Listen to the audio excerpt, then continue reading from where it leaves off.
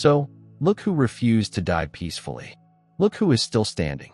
Look who's still alive after the obituary was already written, when the coffin was measured. And when they had mentally divided your stuff, they went on with their tiny, predictable lives. But here you are, flesh, blood, and wrath, traveling through a world that said you wouldn't make it beyond Tuesday, much alone survive the decade of unmitigated catastrophe they unleashed on you.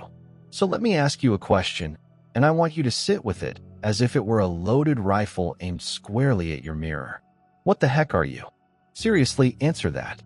Because ordinary people, the percentage of the world's population, are like extras in your film. They fold, they crack, they shattered, they collapse under a fraction of what you've been through. They are cheated on once and spend years in treatment. They lose one job and go through an identity crisis. One buddy betrays them, prompting them to compose whole manifestos on trust difficulties. But you are a lovely oddity. You survived the complete betrayal box set. The director's edit includes extra material and deleted moments. You did not lose simply one item. You've lost all that matters. Then watch them celebrate your demise as if it were New Year's Eve. In their weird little world, they tossed you in the flames, expecting ashes. But you did not burn. You appeared, forged and honed, radiating a radiance they'd never seen before and couldn't identify if their lives depended on it.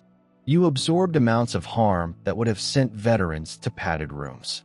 Athletes were forced into early retirement, while celebrities were driven to write memoirs and monetize their agony. But you just added it to your resume and continued ascending. No procession, no press release, no compassion tour, just quiet. And that strange, inexorable onward velocity that worried everyone who believed they'd seen the last of you. Let us speak about what you truly endured. Not the polished version, the edited Instagram post, or the highlight reel from a therapeutic session. I'm talking about the unfiltered, bone-deep damage that completely rewired your neural system. You survived being abandoned by those who said they'd never leave.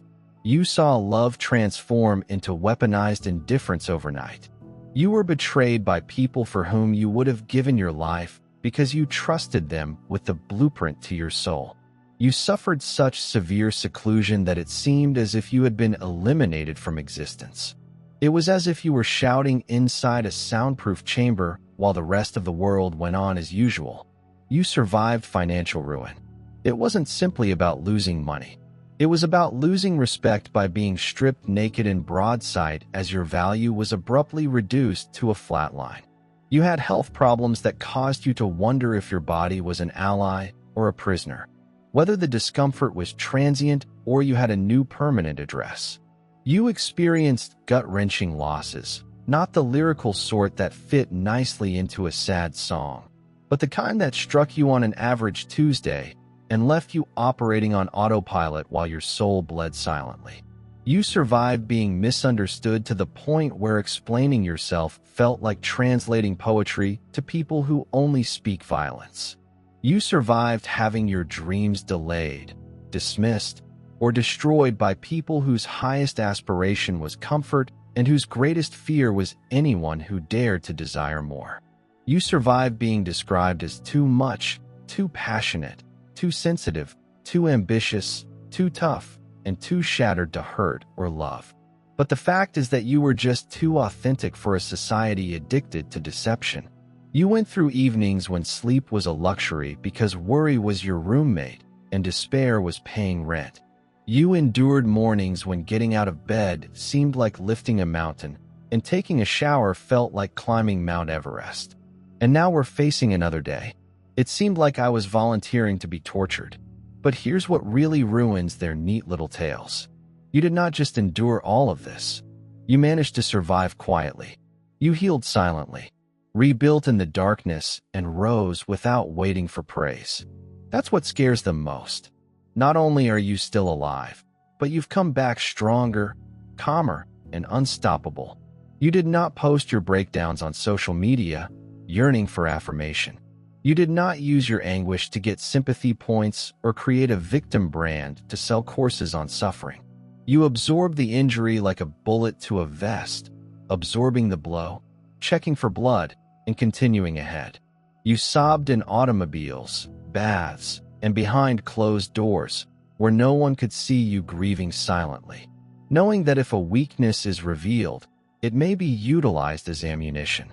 Later, you shouted into pillows, pounded walls, and let your wrath out in secret since you knew that displaying weakness would only attract more predators. They kept an eye on things. Oh, they were certainly watching, waiting for the collapse, waiting for the breakdown, waiting for the exact time when you could finally prove them correct, that you were too vulnerable for this world. They had their phones ready to capture your collapse. Their group discussions are primed to analyze your anguish, and their egos swell at the prospect of meeting someone who previously made them uncomfortable. Finally, break. But you never gave them that gratification, right? You never offered them the performance they wanted or the breakdown they could use for confirmation. Instead, you offered them stillness and change.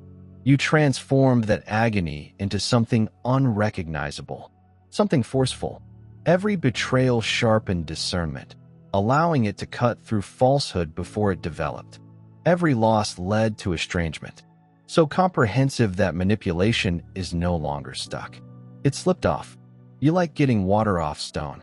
Every minute of seclusion became precious, a space where you formed an unbreakable link with yourself. Their approval became unimportant. Their rejection became background noise. Their views, just whether you stopped monitoring the forecast, made you inaccessible.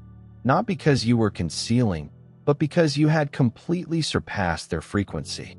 Now let us confront the question that keeps them up at night, the enigma that threatens their delicate sense of normality. What are you? Because you are plainly not ordinary. Normal individuals do not recover from that type of damage. Normal people remain shattered, resentful, and locked in cycles of blame. Normal people repeat their experience like a broken record and call it recovery. They need years of therapy just to absorb what you did in real time while paying bills, showing up, and keeping life together. Ordinary folks write novels about surviving half of what you do before breakfast. But let us be clear, you are not a superhero. Superhumans are fictitious, safe myths designed to provide comfort. Here's something far scarier than fiction. Here's what happens when someone refuses to die, regardless of how many times reality attempts to eradicate them. You are the flaw in the system, the outlier that reveals how flimsy everyone else's resistance really is. You are live evidence that most individuals have an embarrassingly low breaking point, a ludicrous pain tolerance, and survival instincts that are just ornamental. You're the storm. They claimed it did not exist until it appeared in their backyard. You are the subtle revolution that has changed the laws of endurance. You are evidence that quiet is not a weakness, but rather a strategy, and that the most dangerous person in the room is the one who suffered in silence, healed privately, and returned without having to declare their presence. When they look at you now, you serve as an uncomfortable reminder that they would have abandoned chapter 1 of your narrative. They perceive something that does not make sense, something that fundamentally alters their concept of trauma, suffering, and damage accumulation. They see someone who should be bitter yet exudes tranquility. Someone who should be locked off yet nonetheless understands how to love. Someone who should be vulnerable yet exudes a calm, grounded strength that makes them frightened. They see the scars, but no signs of victimization. They see wounds, but no weaponized suffering. They see a history that might have ruined you, but it became your foundation instead. And this scares them since your presence invalidates their justifications. Isn't it true that you survived that really threw them off? Many individuals survive. Survival is passive survival, which simply means not dying. What disrupts their world is that you are prospering. You absorbed every ounce of damage and emerged sharper, smarter, and more powerful than before the storm. You are not only alive, you are awake. Awake in a manner that reveals how many individuals are sleepwalking through their own lives.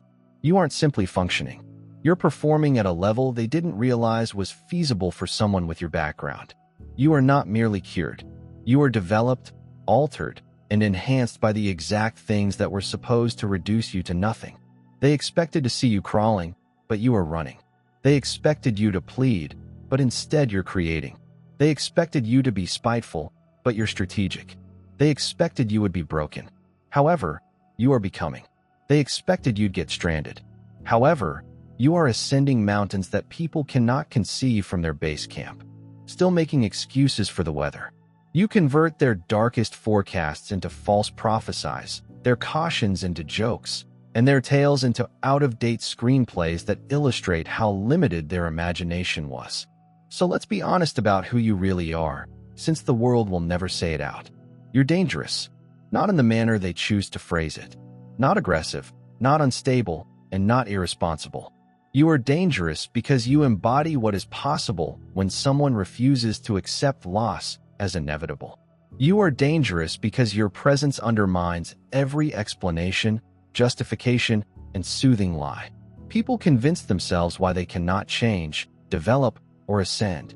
You're dangerous because you went through hell and came out with mementos rather than scars that defined you. You are dangerous because you can no longer be controlled.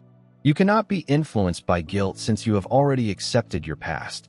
Fear cannot govern you since you have confronted and overcome your deepest dreams. You cannot be purchased with approval because you have learned to approve of yourself. You cannot be intimidated since you have already reached the bottom. And now you know what surviving looks like from the bottom of existence. You're dangerous because you've got nothing to lose but everything to gain. Because hitting rock bottom did not ruin you. It became your launch pad, the vacuum they attempted to force you in. It became your meditation space, the spot where you quietly constructed yourself. Breathe by breath, think by thinking. You're dangerous because you don't need them anymore. And it is the ultimate power transfer. You do not need their approval to understand your value. You do not need their approval to feel like you belong. You don't need their affection to think you're lovable. You don't need their friendship to feel important. You don't need their permission to boldly pursue your road to self-sufficiency in ways that frighten individuals who rely on being required, who thrive on being essential to someone else's narrative. You severed the unseen strings. They weren't even aware they were tugging. That's why they're panicking. Here's something they won't confess, but I will. They're monitoring you more closely than ever before. They are filled with true terror disguised as intrigue, rather than the sarcastic curiosity they originally had. They're trying to find out how you achieved it, what your secret is, and what formula you discovered that they overlooked while sticking to their comfort zones. They're reverse engineering your metamorphosis as if it were alien technology, urgently looking for the cheat code, shortcut, or simple version of what you learned through misery, perseverance, and pure resolve. They want your strength, not your struggles. They want your insight, not your scars. They want your power, not your anguish. They want to download your operating system without knowing that it was developed in tears, rebuilt in wrath, debugged in despair, and optimized by the persistent process of getting back up every time. Staying down would have been easy. They want the goal without the road, the trophy, the training, the crown, and the crucible. But that's not how it works. They know this deep down. That's why their animosity is so intense. Your change has become a mirror from which they cannot escape. Then mirrors do not lie. They just mirror reality versus what we try to be. Every time they see you, they are forced to face their own untapped potential. Your presence reveals their justifications. It demonstrates that their comfort zone is not secure. It's a self-made jail. Every time you triumph, they are reminded of when they quit up. Every time you ascend, they are plagued by the times they decided to remain down.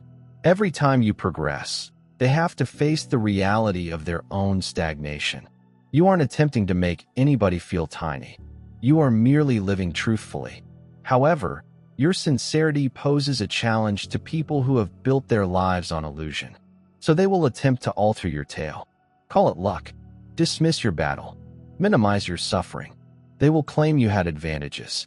They did not. That you are exaggerating. That you are being theatrical. They'll label you a victim when, strangely, you're the only one who has quit playing that part.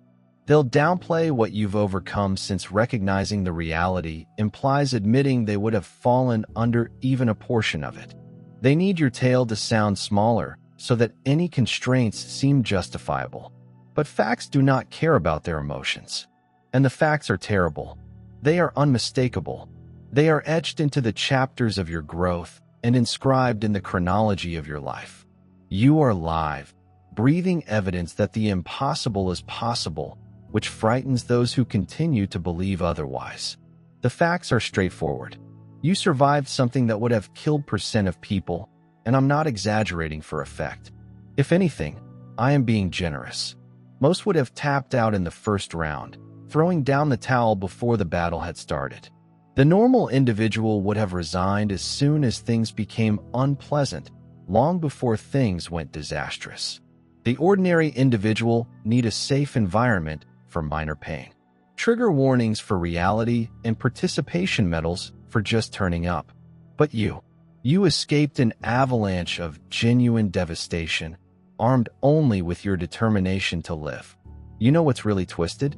They wanted you to shatter because that would have justified their weakness. Your breakdown would have shown that your passion, sensitivity, and depth were liabilities. These aren't presents. They needed your failure to feel secure in their mediocrity. Because if you could climb, it meant that their stagnation was never permanent. It was a choice. They required you to remain down because if you got up, they'd have no reason to lie down. Your ongoing presence as a functional, developing creature is an indictment of their reasons, and they despise you for it, despite their inability to stop watching. So they observe, they whisper, they ponder. However, they will never ask you directly since that would involve humility, vulnerability. That would entail admitting they see something in you that they wish they had. Instead, they do an analysis from a distance. They chatter in group conversations. They create tales to preserve their egos while attempting to understand your shift. They will claim you have changed, which is correct, but they will say it as an indictment when it is truly a praise. You changed. You developed. You shed every version of yourself that wasn't designed for the altitude you're now breathing at. But let's go darker for a moment. Deeper than inspiring quotes. Dare to go. The reality is, you didn't just survive. You died over and again. Not physically, but in every other manner that counts. You died when that betrayal hit you like a bullet, when that loss ripped through you, when that rejection gutted you out, and you felt all versions of yourself fall, your identity broken, and your values shattered. You experienced ego, death without psychedelics, and spiritual annihilation without a ceremony. And here's something they'll never comprehend. You let it happen. You didn't hold on to who you were. You did not ask the older version to remain. You did not oppose the transition. You accepted the loss of your former self in order to become the person you were destined to be. You let the fire burn out. Everything that was not necessary. Everything that was not genuine. Everything was programmed from a world that never actually cared about your best interests. You allowed yourself to be destroyed so that you might be rebuilt based on your blueprint, not theirs. That requires a certain amount of guts. Most individuals will never touch, since boldness does not imply the absence of fear. It's going through dread without knowing what's on the other side. Courage is allowing yourself to die inwardly while being functional physically, showing up for life even when every cell in your body begs you to go. Courage is feeling your whole world crumble inside you, yet still choosing to breathe, move, and keep trying. When reasoning advises you to give up, you rewired your whole operating system while it was still active.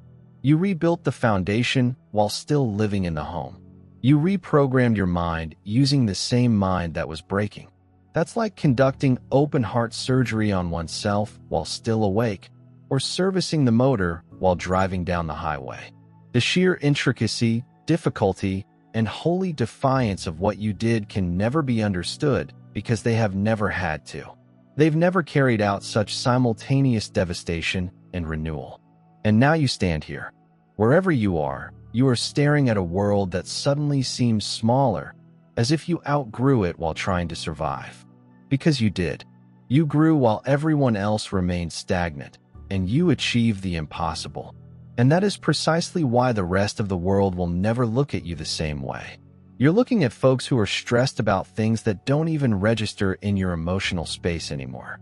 They lose their composure at delayed messages, little inconveniences, and events that hardly register on your reality scale. You see people go crazy over small things like their Wi-Fi being down, a buddy not like their post, or a minor misunderstanding that escalates into a full-blown performance. Meanwhile, you've weathered internal conflicts. You've reconstructed your sanity from the ruins of emotional explosions that would have eliminated whole versions of lesser souls. You've walked through stillness so intense that your own pulse seems like a scream, and they grumbled about being cut off in traffic. And that's when the disconnect starts.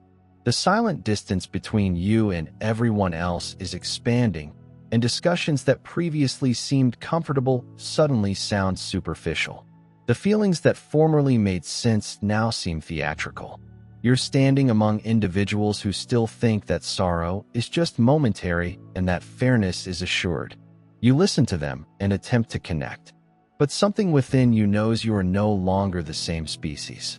You've reached a level of consciousness beyond their grasp. You can't undo what you know. You cannot undo what you have seen. You can't escape the universe's unpredictability or the way life moves on regardless of who it damages. You've been admitted into the hidden brotherhood.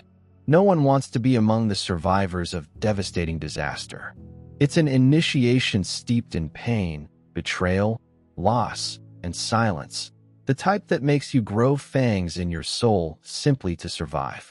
It alters the architecture of your soul. It alters your perceptions, emotions, and existence. The universe that once made sense now seems like a mirage created for individuals who haven't reached their breaking point. But here is where you stand out, where your experience deviates from the typical survivor narrative. You didn't get bitter. You became smart. You did not let grief harden your heart. You let it hone your perspective. You did not construct barriers around yourself. You created gates with locks that only knowledge could unlock. You didn't get chilly. You gained precision. Every step you make now is tracked. Every individual you let near you is sifted through the lenses of energy, tension, and truth. You realize that quiet is an emptiness. It's a strategy. You discovered that detachment isn't indifference. It is emotional intelligence. You now realize that limits are not obstacles. They are blueprints for self-respect. You understand that protection entails isolation. It is discernment. You've understood it's possible to be both tender and powerful, gentle with others, but unshakable inside oneself. You've realized that your sensitivity is not a weakness. It is your radar. You have a sixth sense. You feel so strongly because you are built to discern undercurrents that others miss. That is not weakness. This is heavenly data collecting. You discovered that depth is an advantage in a shallow environment. Because where others see noise, you hear patterns. Where they see faces, you detect energies. And where they perceive coincidence, you identify alignment. You finally stopped apologizing for feeling too much and began utilizing emotional intelligence as a superpower. You recognize that being too much for some people just means you're the ideal frequency for those who matter. The few who grasp your depth are much more valuable than the throngs who never noticed you at all. You discover that healing is not a linear process. It's not like a cinematic before and after metamorphosis where everything just clicks. It's messy, circular, sacred, chaos. It's the skill of approaching old wounds from fresh perspectives, seeing and experiencing them again. This time, however, I am reacting differently. The spiral never stops spinning, each revolution providing greater insight, mastery, and calm. You discovered that you don't need to be entirely healed to be fully human, that you can be a work in progress while still being a masterpiece, and that your growth is about movement, about keeping in the rhythm of becoming. You came to realize that your scars did not make you damaged. They make you unique. They are evidence of life, of perseverance, and of evolution. The gods of endurance have engraved hieroglyphics into your flesh. You stopped wishing them away because you saw they were not defects. They are coordinates. Each represents a time when you could have perished but did not, when you could have resigned, but they decided to ascend, when you may have been numb, but instead chose to experience everything and keep going. You discovered that vengeance was a diversion from progress, since the true win is becoming unrecognizable to the version of yourself who used to seek their acceptance. Rage is not the greatest way to get retribution. It's radiant. It's stepping into rooms. They never imagined you'd be living dreams. They assumed you had abandoned them and were doing everything without appreciation. Confrontation does not make for the finest reply. It's an elevation. It has risen so far beyond their expectations that they can't even reach your shadow. You stopped worrying about proving them incorrect because your life had become the evidence. Every daybreak, every moment, you provide tranquility where there was once pandemonium. Every time, choose progress over response. That is the triumph. You become a live testament to the truth. That transition produces the loudest quiet. You learn that disinterest does not imply apathy. It is mastery. That serenity is not apathy. It is strength. You recognized you didn't need to explain your recovery to those who had never apologized for harming you. You do not need to defend your isolation from people who misinterpreted your commitment as weakness. You don't have to show your value to people who didn't recognize it when you gave them your all. So now, when you enter into the world, you do things differently. Others are unable to describe the gravity of your presence. You have the serenity of someone who has seen the worst and made peace with it. You exude the serene assurance of someone who has survived the fire and learnt to dance in the flames. You don't pursue anymore. You are attractive. You do not respond. You observe. You do not explain. You embody. You embody the storm and the serenity that follows it. You are the lesson they didn't want to learn. The lesson that privilege does not equal resilience. However, this was due to pain. The evidence that some individuals break, while others construct empires out of shattered parts, including those who previously pitied you. They are now studying you. They speak your name like a legend because you did not just survive. You grew into something beyond their wildest dreams. You've realized that success wasn't about tangible prizes, inflated titles, or digital praise. True success is tranquility, the type that cannot be faked, posted, or bought. It's the tranquil delight of a stable neurological system. It's waking up without fear, without an unseen weight pushing on your chest. It's going about your day without the continuous barrage of worry saying that you're worthless or not enough. It's laying down at night and genuinely sleeping, not passing out from tiredness or numbing yourself to escape, but shutting your eyes and knowing that your spirit has finally found peace. Real achievement is the ability to look in the mirror and identify the person gazing back. It's watching someone you admire, someone who has earned their tranquility the hard way. It looks at your mirror and whispers, "I understand what it takes to get here." It is not about being flawless. It's about pride, not despite your background, but because of how you dealt with it, because of how you handled storms that no one knew you were facing, because you refused to let hardship define you, instead allowing it to perfect you. Success is knowing that you can manage whatever comes next because you've previously dealt with worse. And this is what makes you untouchable, not indestructible. You still feel like you're bleeding. You still love them, but nothing they say or do can reach the holy heart of who you've become. You've created something within that cannot be invaded longer. They can speak, and you will not flinch. They may lie, and you will not chase the truth out of their lips. They may depart, and you will not pursue them. They may attempt to guilt you, but you'll grin since guilt only works on people who still feel shame.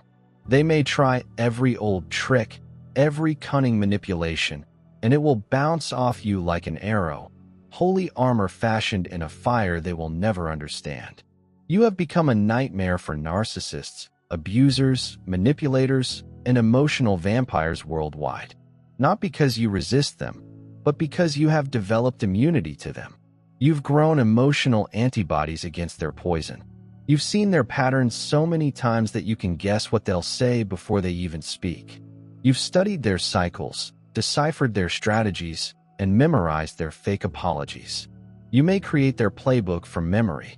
You are no longer foolish enough to trust promises made in times of convenience. You are no longer desperate enough to confuse attention with love. You're no longer gullible enough to mistake manipulation for love. You're no longer soft in the sense that makes you an easy target. You're as soft as water, carving onto stone without ever asking permission. This is what makes you dangerous to them. They thrive on control, and you slipped beyond their clutches. They based their feeling of power on your reliance, and you paused, depending. Their whole system crumbles when you pick yourself. And you did. You ceased being their source, mirror, and emotional anchor. You disconnected from their system. Completely lame. They are upset because they have lost you. But what eats them alive the most is you. One in which you thrived without them. You found clarity in the stillness they left behind. That their absence did not ruin you. It showed who you were supposed to be.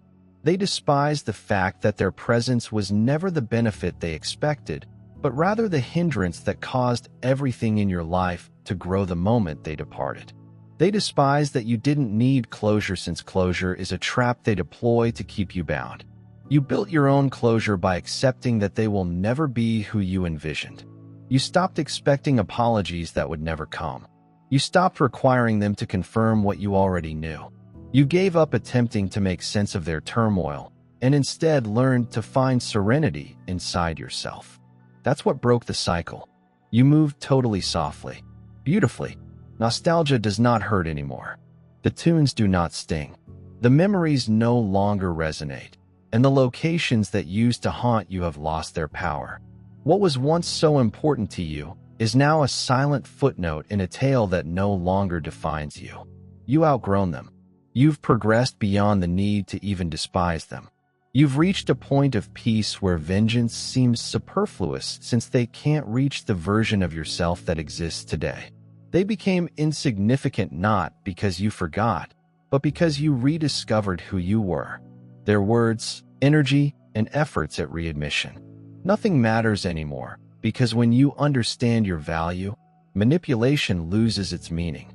You've really become proficient. Fluent in tranquility, fluent and detached. You no longer react to turmoil because you have learned stillness. You no longer seek understanding, since you've recognized that not everything wrong is worth fixing. You've realized that silence may be a response. That absence may provide protection. That stepping away does not indicate weakness. It is wisdom. That's all for today. Dear Father, I pray for the deepening of my faith. Please help me trust you, even when tangible proof is scarce. Let me believe in your eternal presence, knowing that you will never hurt me. I get it. Your thoughts for me are ones of success rather than harm, in order to provide me with a bright future. Thank you, kind and everlasting Father, for always hearing my voice. I give this prayer to you in Jesus' name. Amen. Thank you, Jesus, for your love and provisions. I am thankful for your presence in my life and the richness you provide. If this video spoke to you, please subscribe to the channel and share it with others who need to hear this message. Leave a comment below about your trip and how you're getting ready for your own victorious homecoming. If you would like to help us out, please consider donating via Buy Me a Coffee. This allows us to consistently improve our content in order to provide you with the best possible experience. The link to Buy Me a Coffee is in the description. No present is too tiny. Whether it's a penny, a prayer, or a share, your generosity spreads God's message and gives people hope. Do not stop here. Watch our next video for amazing insights into the indicators that indicate you are the chosen one. We've loved sharing this spiritual journey with you. Thank you for sticking with us until the finish. Keep shining brightly and face your fate with confidence. See you next time. Enlightened knowledge bestows blessings to all lovely individuals.